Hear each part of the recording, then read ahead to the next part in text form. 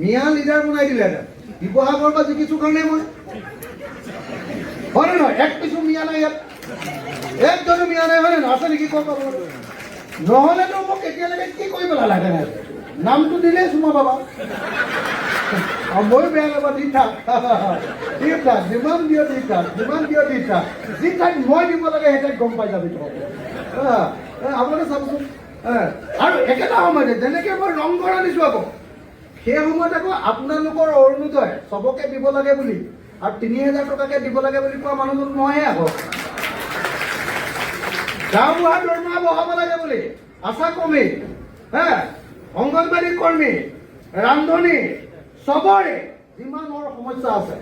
বেলেগৰ ওচৰলৈ গৈ কোনো কাম নাই যোৱাবাৰ ৫১জন বিৰোধী বিধায়ক আছিলে লাভ একো নহ'ল অকল মোৰে কথা অসমৰ মানুহে মিয়া লিডাৰ বনাই দিলে এটা শিৱসাগৰ পৰা জিকিছোঁ কাৰণে মই হয় নহয় এক পিছো মিয়া নাই ইয়াত একজনো মিয়া নাই হয় নহয় আছে নেকি কওক নহ'লেতো মোক এতিয়ালৈকে কি কৰি পেলালে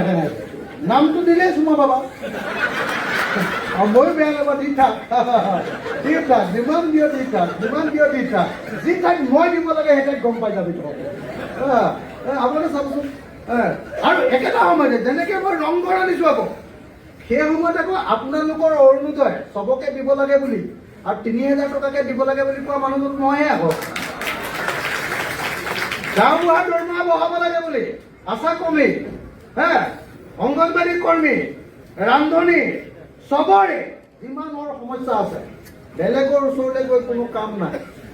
যোৱাবাৰ ৫১জন বিৰোধী বিধায়ক আছিলে লাভ একো নহ'ল অকল মোৰে কথা অসমৰ মানুহে